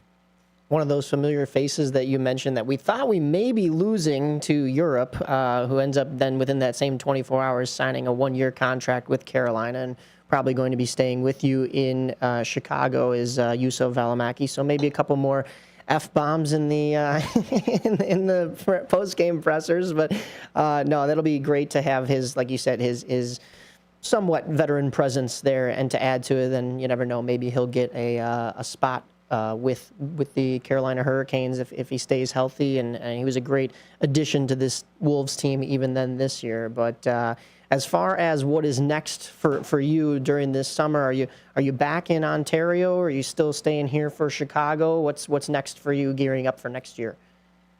Yeah, no, I'm back home. I'm in the Toronto area. I got back about 3 days ago. It's going to be a short summer, so that's the downfall of having success. My family had not been living with me in the Chicago area the last 2 seasons, but they will be moving down this year. So that makes summer even shorter, where I wouldn't have been in Chicago till almost October, because after Labor Day, I'd go to Raleigh for rookie camp and rookie tournament and training camp there. My family and I are going to have to move back to Chicago area mid-August, because that's when school starts. So very short summer filled with coaching a lot of youth baseball leading up to that move. So but just happy to be home and spending the time. That is great. Spiros, thank you again so much. Head coach of the Chicago Wolves, Spiros Anastas. Look forward to getting a couple more interviews with you next year and watching you take this Wolves team to higher levels of success, because there's still a little chip on the shoulder. You gotta get that Calder Cup. So thank you again for hopping on. For those that are looking to follow Spiros, you've got yourself on Facebook and Instagram. You can find him through our channels on the Rise, WRMN, because we've had a couple interviews with him. But thank you again for jumping on. Thanks for having me, Mike. We'll see you soon. Thank you. Enjoy your summer, and we will talk to you soon. You're listening to AM 1410's On the Rise right here at WRMN. Mike Napolitano will be back with more baseball in just a moment. Progressive presents the Sports Flash on News Talk Radio 1410 WRMN. 4-3 win for the Cubs on the road against the Mets in 10 innings on Thursday. Pete Crow Armstrong hit an RBI double in the 10th, helping the Cubs sweep the 4-game series. 6 straight losses for New York. They fall a season-high 13 games under 500. Michael Conforto, Alex Bregman, and Ian Happ had RBI hits in the 6th for Chicago. Right-hander Colin Ray is set to start the series opener tonight at Milwaukee against right-hander Jacob Mizorowski. Ray 5-5, Mizorowski 8-3 with a 1.45 ERA. Milwaukee, the leader atop the NL Central. They have wins in 4 straight and have a 6.5 game advantage over the Cubs. The White Sox and Guardians are tied for the top spot in the American League Central. The Sox took 2 of 3 in a series against the Guardians. After resting up Thursday, righty David Sandlin starts tonight at home against the Royals. Save big when you bundle auto and home, renters, or condo with Progressive. I'm Chuck Sanders on News Talk Radio 1410 WRMN.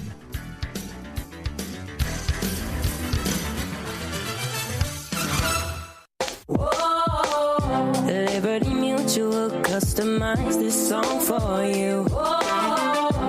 Like your car insurance, it's custom too, yeah. Liberty Mutual's got the coverage that could save you money.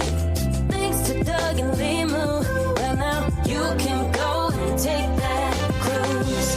Liberty, liberty, liberty, liberty, yeah. With other language learning apps, I was just playing games. I wasn't really learning. Babbel's different. Babbel was designed by over 200 language learning experts to be the most effective way to learn another language. Every time I open the app, I can choose to work on my writing, speaking, or listening.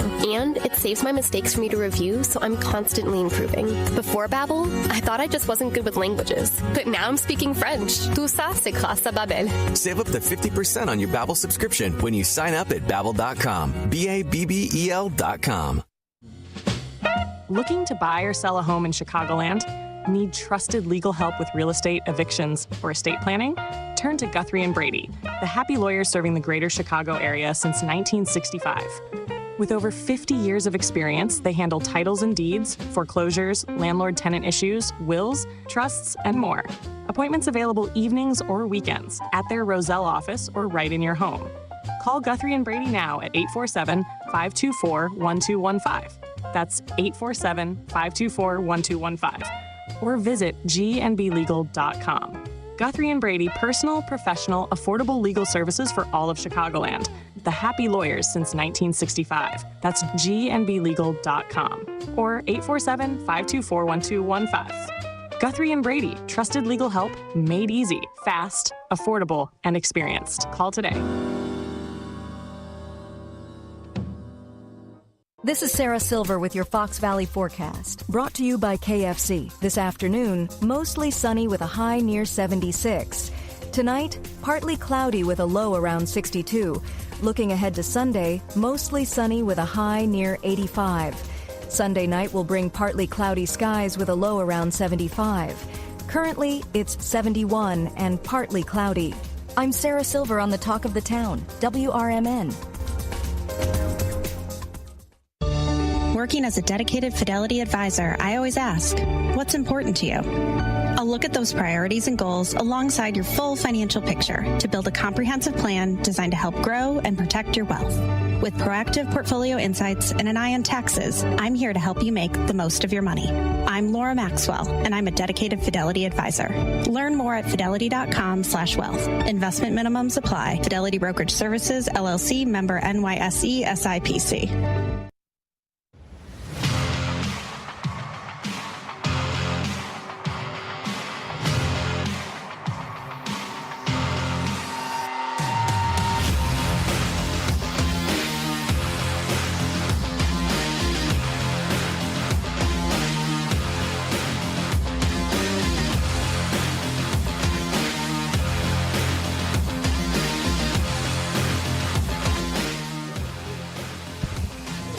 Welcome back into AM 1410 WRMN's On the Rise. Mike Napolitano here from Studio 14. We just spoke with Chicago Wolves head coach Spiros Anastas about the Chicago Wolves' run to the Western Conference Final Championship and then the actual Calder Cup that they fell just short in, but they will still be raising a banner in the fall here as their season starts back up. But we are in the, well, not quite the dog days of summer yet, but we've got baseball for you going on. The White Sox and Cubs we sort of covered. We'll give you a little bit more information there as the White Sox are having a fun time on the South Side, and that is an understatement. But we also have some Cougars and Boomers notes for you. The Boomers, we covered that Calarco bobblehead giveaway, and we weren't going to talk about the game. It wasn't the best, but the Boomers since then have picked things up.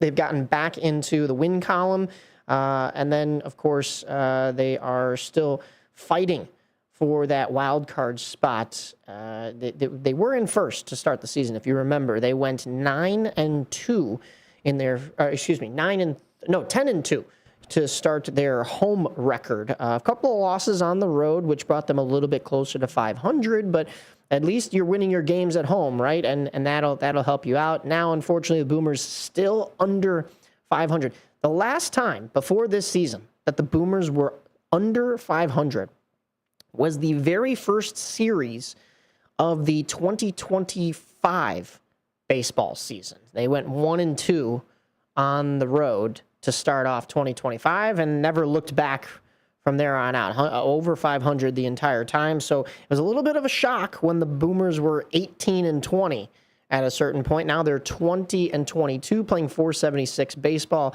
They're sitting behind the Gateway Grizzlies, who are exactly 500 with 21 wins and losses. Windy City sitting at 22-19. So if you hear those actual standings, it's much closer than you think. Boomers only 2.5 games out from Windy City, although Windy City has been having a great season thus far.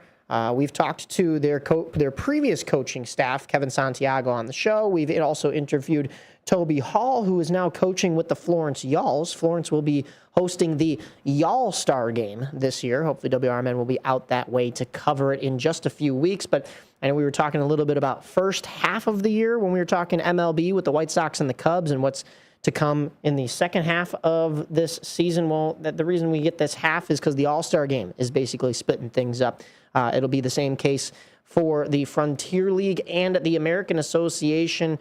When we look across to the eastern side of things, it's going to be a tough one once again, even if the Boomers do make playoffs. You know why? Is because Quebec, the 4-time defending champs, back-to-back, haven't had to say that one since the White Sox did that in 2008, back-to-back home runs. But back-to-back championships. Is that good? From the Quebec Capitals, 30-11, playing .732 baseball. They have not slowed down at all in this Frontier League, which is soon going to become, I think we talked about this last week, the National Association. So you're going to have the NA as an indie ball league, and you're going to have the AA, American Association, still as an indie ball league. When we look over at the American Association standings, we want to talk about the Kane County Cougars. We spoke to first base and DH Todd Lott last week, and that was a treat. And this Cougars team, talk about another team that is a defending champ. They went back-to-back. They didn't go back-to-back. Still pretty good. They're still doing pretty well. 3.5 games out, also sitting in third place. Also playing, they're just over 500. Boomers are just under 500. Kane County, 3 games over 500. So Boomers 2 games under, Cougars 3 games over. 543 baseball, 19-16. They're trailing those Milwaukee Milkmen that we were covering. They were 24-14, 632 baseball. Call them almost the Quebec Capitals of the American Association. Lake Country, also up in Wisconsin. It must be something in the water in Wisconsin. You've got the Brewers, who are the best team almost in baseball, other than the Dodgers. You have the Milwaukee Milkmen, who are the best team in the American Association with 632 baseball. And the second best team in the American Association, up in Oconomowoc, Wisconsin, Lake Country Dockhounds, 23-14, 622 baseball. They're only a half game back from their Wisconsin neighbors. Kane County, though, like I said, 3.5 games back, but they are 3 games over 500. So doing well. Your Chicago Dogs, I just spoke to Aaron Shellen the other day, not doing too well. 13-23. They're at the basement of the East Division. They're playing .361 baseball. They're 10 games back of those same Milkmen, so it's going to be a little bit tougher. Only separating Kane County and the Chicago Dogs are the Gary South Shore Railcats, formerly owned by the Salvies, who formerly owned the Boomers. But you know who owns the Boomers now is the Kane County ownership, Rev Entertainment, who also own the Cleburne Railroaders, who are sitting in, that would be, I can't do math here, 5th out of 6 teams in the East. They are 6 games back. So that's how the East Division wraps up. We won't even really take a look at the West. No real Illinois or Chicagoland adjacent teams over there, but the Lincoln Salt Dogs sitting at the bottom of the standings over there, that's where the AA All-Star game will be, over by the Lincoln Salt Dogs in Lincoln, Nebraska. So gearing up for some All-Star games here. That's going to be fun to take a little break because we have so many other sports going on right now. Of course, you've got the FIFA World Cup that we covered. We've got MLB, AA, Frontier League, the Sky are actually, well, maybe if we have some time, we'll jump into a little bit of Sky WNBA talk. But then also we are covering both drafts. Now the Blackhawks, I got a couple more things from Charlie Roumeliotis, and you'll know Hannah Arbit. She was the in-game host of the Schaumburg Boomers and also those Chicago Wolves, as we were just talking Wolves hockey. But we're already into that third round. The Blackhawks have selected defenseman Samu Alalari with the 66th overall pick. But a lot of trades is what Hannah said between teams in this draft, which I don't want to say it was to be expected, but with it, like we said, not being the deepest of NHL drafts, I'm interested to see if there are going to be a lot more assets flying across tables to either get NHLers instead of draft picks or just trade up to a position that teams think is going to do them a little bit better going down the stretch. And that we saw already from the Chicago Blackhawks, who traded that 37th and 199th overall picks for the 35th after they already selected at spot number 34. So interested to see what that will mean for Rockford next season. But we've done our due diligence as far as hockey talks today. We'll jump right back into baseball. And I didn't quite give you the upcoming for both the Chicago Cubs and the White Sox. We did talk about the rest of their weekend series. But one thing that we didn't talk about is this whole next week. White Sox will be on the road to start July with a 3-game set against the Baltimore Orioles, 5:35 on Monday and Tuesday, 11:35 a.m., a matinee game on Wednesday. Then the Sox stay on the road for 4th of July weekend. They have a 4-game set. That is going to be a huge set with the Cleveland Guardians, who will most likely still be chasing the White Sox for that division lead come next weekend, Thursday, Friday, Saturday, and Sunday. When you look at those start times, 5:40 on Thursday, 6:10 on Friday and Saturday, and a 1 o'clock start on Sunday, July 5th. So no fireworks from the Chicago White Sox next weekend. They'll be on the road. But when you look at who is going to be hosting some fireworks, we did just talk Boomers and Cougars. The Boomers have a busy homestand here. They'll be hosting those Quebec Capitals, who knocked the Boomers out in Game 5. Boomers were 1 run short of a victory last year. I guess you could call it 2 runs short. They lost by 1. But Tuesday, Wednesday, Thursday, all at home against Quebec, all 6:30 p.m. start times. Bark in the Park on Tuesday, Breast Cancer Awareness Night on Wednesday, and Country Night and a cowboy hat giveaway with a post-game fireworks show from our man James Schiffer on Thursday evening. So it'll be a tough series for this Boomers team. But then Friday, Saturday, and Sunday, they stay at home against another tough team in Washington. That's not Washington, Pennsylvania. That is Washington, Pennsylvania. It's not Washington, D.C. or Washington, the state. But the Wild Things come to town 6:30 on Friday, 6:30 on Saturday, and 1 o'clock on Sunday for your patriotic weekend. It'll start off with a post-game fireworks and drone show on Friday. More fireworks on Saturday with a patriotic Coop the Boomer mascot bobblehead giveaway. And then, of course, Family Sunday with pregame catch on the field and postgame autographs from the Boomers on Sunday for the matinee game. But enjoy that weekend. You've also got fireworks all weekend long from the Kane County Cougars. When we take a look at that upcoming schedule of not only specialty nights and giveaways, let's double check their promotions. They have a George Washington patriotic bobblehead giveaway on July 4th. It's also their 250th America's 250th celebration, but the Cougars are taking part in the celebration. And then, of course, that bobblehead I was talking about, fireworks on, I believe, Friday and Saturday. Sunday, you'll have the Clash Drumline joining them.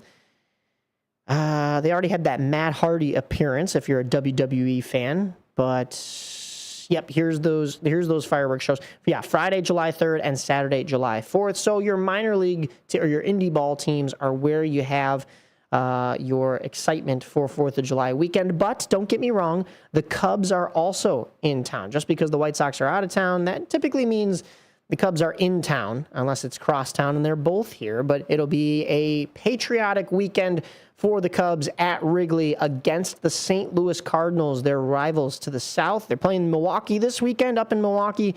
They host St. Louis next weekend. It'll be another tough matchup as St. Louis is trailing the Cubs in this Central Division, only a half game back. St. Louis playing .532 baseball, 42-37. So this Cardinals team could catch the Cubs. They have a 3:05 start on Friday, July 3rd. So no fireworks after that one. Kind of odd. Usually it would be a 1:20 game for that patented Wrigley start time, but also you would expect maybe if they are going to push the game back, they'd like to have some fireworks after. I don't know if they maybe will. That game will probably end around 6 o'clock. It seems still a little too early for 4th of July fireworks, but maybe you could catch a different show. You'll definitely get some fireworks Saturday, July 4th. That's a 7:08 start time. That one's also going to be televised on Fox. And then Sunday, the matinee game, a 1:30 start time on Peacock and NBCSN Extra. No necessarily starters listed that are confirmed. Peterson looks like he'll make the start for the Cubs again. But the homestand doesn't start there. Homestand starts on Monday and goes through Wednesday with a series against the San Diego Padres for this north side. 7:05 p.m. start times on Monday and Tuesday, and a 1:20 matinee on Wednesday. There's that 1:20 start. So big week for baseball here in the Chicagoland area. 3 teams at home. One of them, the Cubs. The other 2 indie ball teams in the Kane County Cougars and the Schaumburg Boomers. But if baseball's not your forte, don't worry. NASCAR is coming to town too. Maybe you could see some races at the Joliet Chicagoland Speedway. They will have NASCAR there Friday, Saturday, and Sunday. Usually Friday is the time trials. Saturday will be a little bit more of those practice laps, time trials, and then the amateurs race. I'm not sure what they're calling it this year, but then they will have the actual NASCAR professionals race, I believe, on that Sunday. I'm still looking to see that schedule. WRMN should be approved for a couple of media spots for that one. Still waiting on our information on coverage for that, but we are very excited to cover that. That is the NASCAR Cup Series Aero 400. Happening at the Chicagoland Speedway all next weekend. So get on out there. And then, of course, hopefully there'll be maybe some fireworks either from there or who knows, maybe another show. I have to check to see if the Joliet Slammers are home. We covered them, of course, in the, the Big Top Sports on weekdays. Big house ball game at the start of the season out of the Joliet prison. They're still celebrating the Route 66 centennial with a couple of events down there. So Joliet has been the destination of the summer for a lot of people traveling Route 66 or just wanting to stop at some historic landmarks on the way. I just saw, I don't know if it was ABC7, one of the other companies that covers news here in the Chicagoland area, went out and covered, did you know the first ever Dairy Queen was out in Joliet? I did not know that. I've been to Joliet so many times, I'm going to have to go get myself some ice cream, maybe a Blizzard, next time I get down there from a historic location down in Joliet.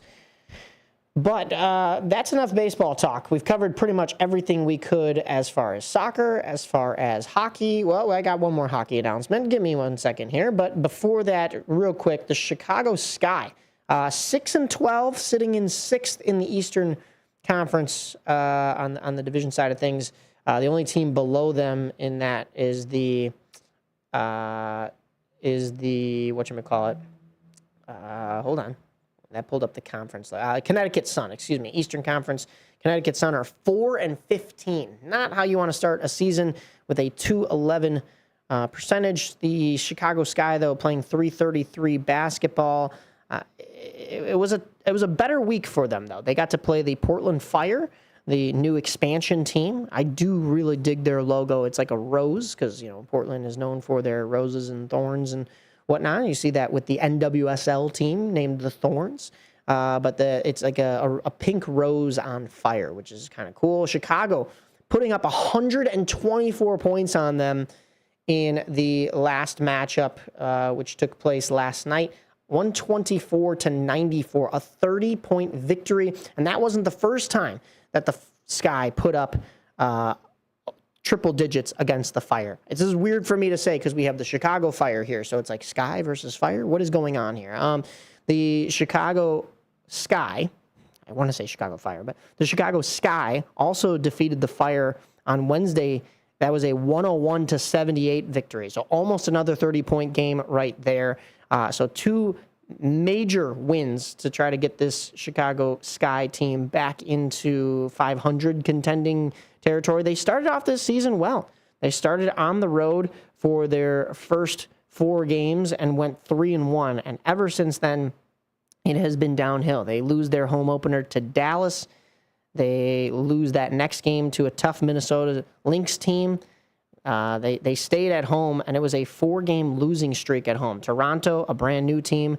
The Toronto Tempo coming in and getting a victory. Atlanta, that was Angel Reese's return game. I was there to cover that. We covered that a little bit here, I think, on the station. They lost that one, and by that point, they were 4-8. They had gotten one more win against the Connecticut Sun, who, as I mentioned, are just sitting below them in the standings. But a tough overtime loss in Indiana, 114-106 to Caitlin Clark and the Fever. And it's been a grouping of L's ever since then. 5-game losing streak back in May, and then in June here, a 6-game losing streak. That's not what you want, especially a lot of those games coming at home. If you can't play on your own home court, we've got a problem. They'll be back in action tomorrow at home against Las Vegas. The Aces at 3 o'clock. The Aces are 13-5 and second in the conference, so that's going to be a tough game. And then they go out on the road next Friday to play the Las Vegas Aces at 9 p.m. on ION. I should mention tomorrow's game will be on CBS and Paramount Plus. So 2 really tough matchups. You get a little bit, almost a week break in between, Monday through Thursday at least, before you pick back up with Las Vegas. But then the Sky won't be back in action again until they play the Mercury on Tuesday, July 7th. So a little bit more spread out of a schedule going on right now, and a little bit of a Western road trip, as all of these are 9 p.m. starts. I'm looking ahead, even a 6 p.m. start on Sunday, July 12th against Dallas, and in between that, a Friday, July 10th game out in Los Angeles against the Sparks at 9 p.m. So a couple of late night games for this Sky team as that Western Conference road trip begins after they have this final game at home against Las Vegas.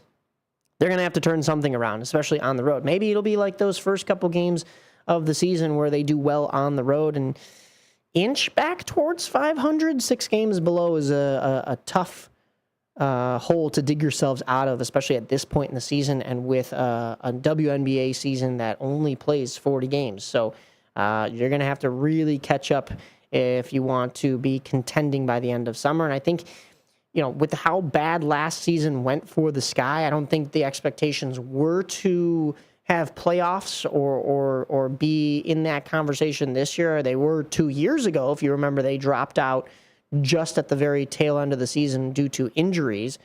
But I think at this point, you're just looking to compete, right? And we haven't seen a whole lot of that from this Sky team, or at least, when they have, they just haven't gotten the favorable outcomes. So we'll see what ends up happening with Chicago Sky basketball.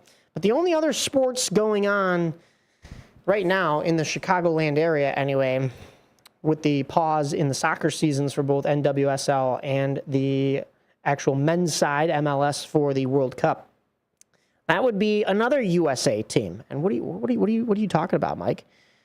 The 15th annual Schaumburg Hockey League Stanley Cup Final, a roller game held at Timbercrest Park every year between my friends, will be tonight, 7 p.m., 6:30 warm-up, 7 p.m. puck drop, and it is a rematch of last year's game. You could actually watch last year's game still on the WRMN YouTube page. If you go back to last year, that was Sonar was kind enough to come out and help us run the coverage on that one. We had Dalton Cooper in the booth last year. We'll have Dalton Cooper in the booth again this year. It will not be on the WRMN YouTube page this time, though. You could go to my social medias to find the links for when it will air on the Schaumburg Hockey League YouTube page. If we have any technical issues, it'll be on the Voodoo Podcast YouTube page, but we'll be streaming it live. It'll be a broadcast, but you're going to want to get out there. That's going to be the best opportunity for you to basically hear all the action, because you won't necessarily hear it in the microphones when you are, you'll hear the broadcasters, but you won't hear the music. Get on out there. Timbercrest Park in Schaumburg, 7 p.m. puck drop. USA versus Canada. I'll be captaining USA's team, hopefully to victory, as we were knocked out last year. That's for sure. And that was before Team USA won gold medals in women's, men's, and Paralympic hockey. So we have a reputation now to uphold. Not that we didn't before, but let's hope that there is going to be a little bit of retribution here.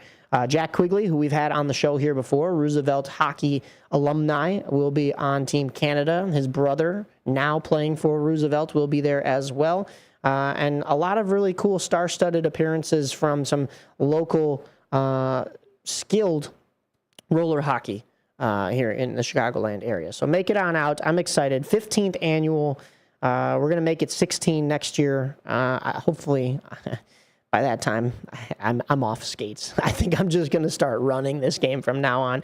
We didn't put out a hype video this year. I know some of the gentlemen that play in the game are a little disappointed, but it's just the fact that, I haven't had time. We've been covering everything we possibly can here at WRMN, and with daily life, family, a lot of other priorities. It's just been too much to try to make a really good hype video. I didn't just want to throw garbage out there. I wanted to actually get the boys hyped. So we'll see how things go tonight.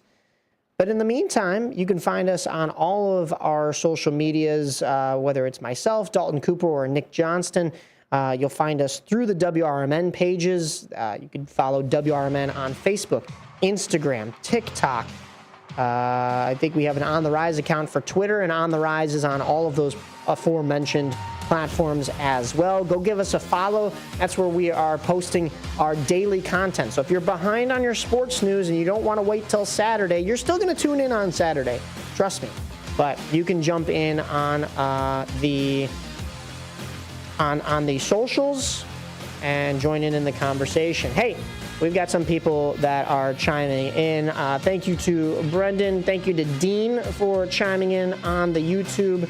He's here in the studio coming up in just a little bit. Go Team USA. Go White Sox. Go Boomers. Go Cougars. Go Sky. Anybody that's playing here in Chicago. And we'll be covering here from AM 1410 WRM. And Mike Napolitano from Studio 14 signing off for On the Rise. Thanks again. After every herbicide pass, your crop stops growing and starts recovering. That's 7 to 14 lost growing days, and on 500 acres, up to $47,000 in lost yield. Relax RX compresses that recovery